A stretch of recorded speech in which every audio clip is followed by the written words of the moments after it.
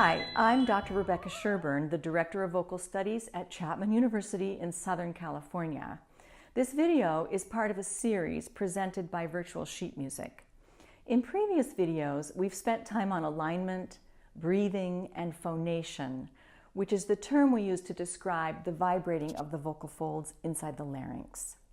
This vibrating gives us a specific pitch, but without a chamber to amplify the vibrations, we just have a buzz, no real vocal sound.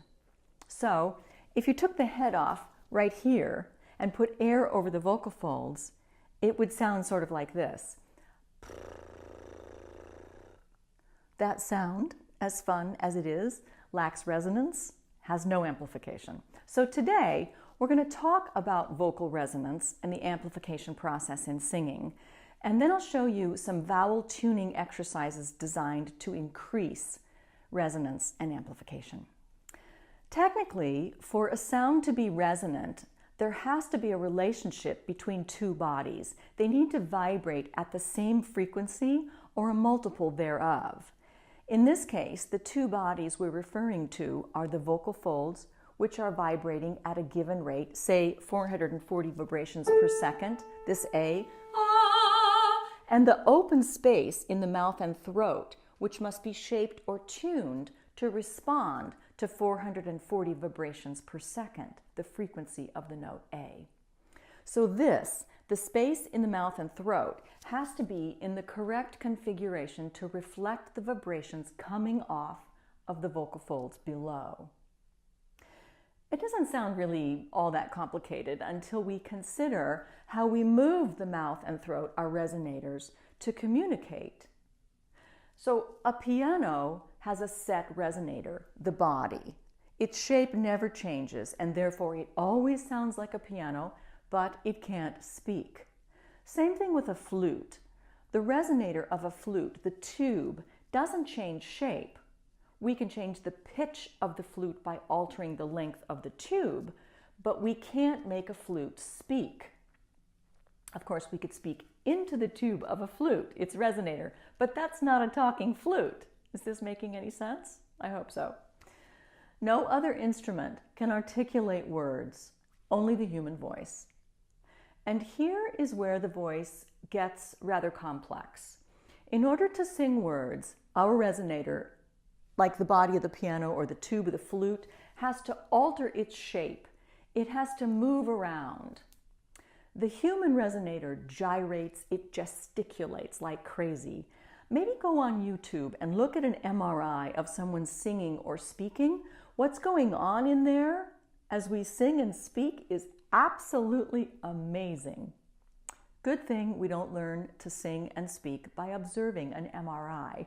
We learn to sing and speak by listening, imitating, and memorizing the feeling of forming vowels.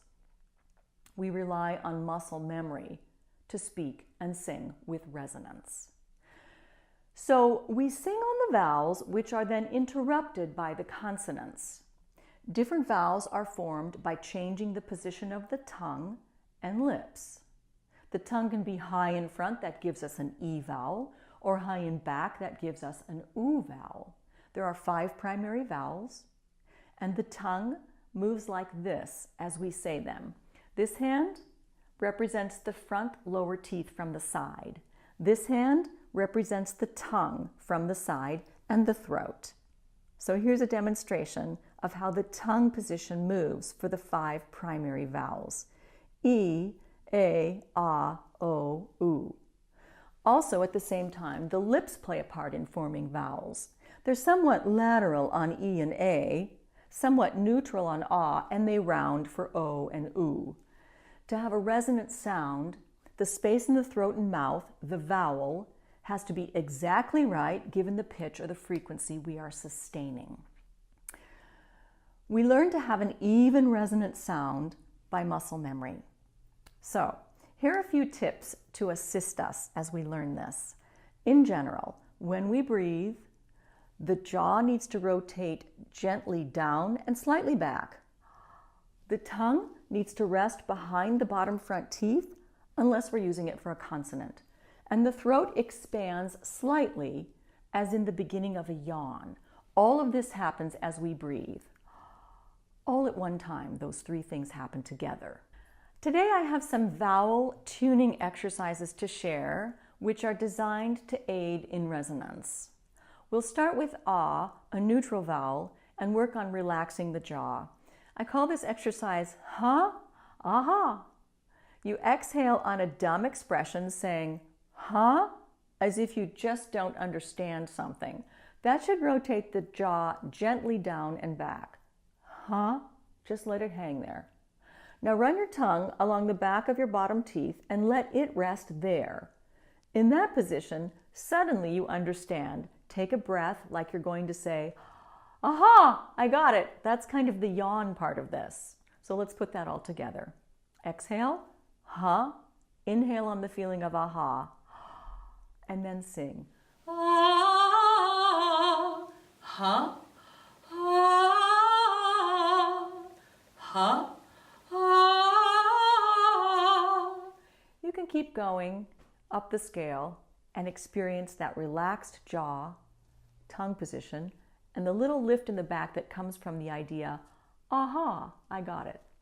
So that's what I call huh, aha, an exercise to relax the jaw and tongue and find a little bit of space in the back for optimal resonance.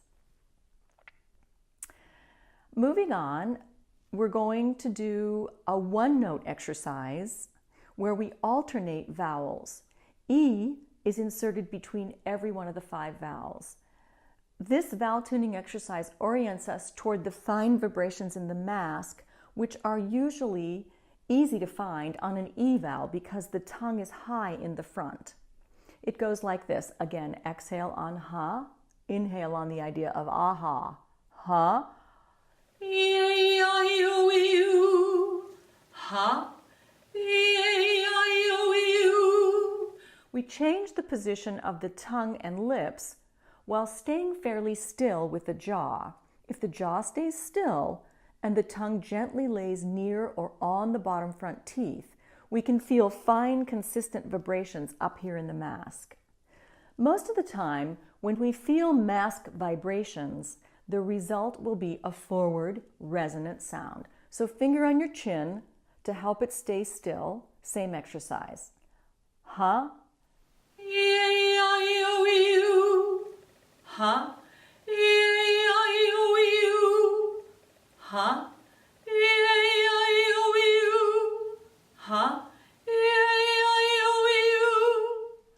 It might help you to put an M on as we start this vowel tuning exercise.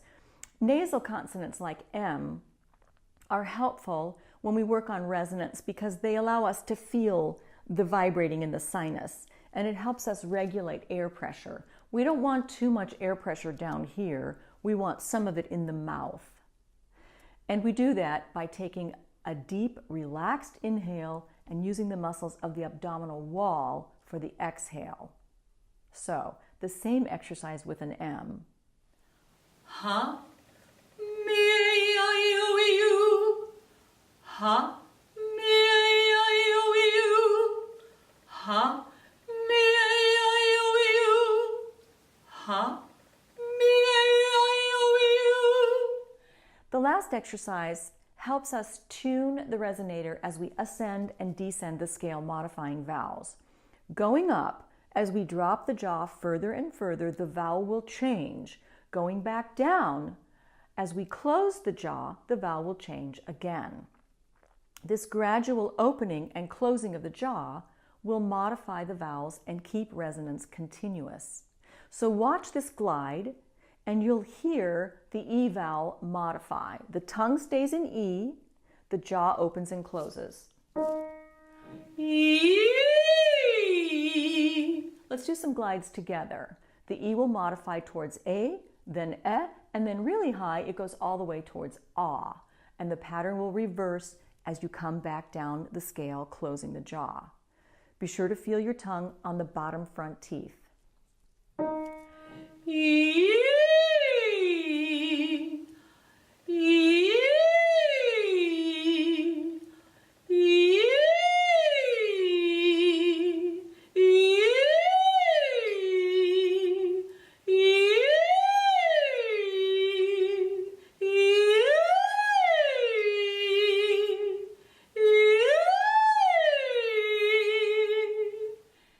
another exercise. This is a famous 9-note exercise which teachers use because the vowels selected naturally help us learn to modify vowels in assent. It goes like this. Ha, e, o, ha, e, o, ha, e, o, ha, e, o. So here's a recap of this topic, resonance. Resonance occurs mostly in the mouth and throat, a little bit in the nose. This space has to be in the correct shape to amplify the vibrations coming off of the vocal folds. In order to sing words, our resonators, the mouth and throat, have to alter their shape. They have to move around a lot. Further complicating this skill set, we alter the shape of the resonators as we approach and leave consonants. Yikes! So it takes time to sing with consistent resonance. A good resonant sound is learned working on vowels by feel. Record yourself, listen back, and you'll hear when the sound is resonant and the vowels match. So next time, we'll take a look at articulation, spending a lot of time on the tongue, blah, blah, blah, blah, blah, blah, because it is really, really difficult to manage. But for now, stay on the vowel.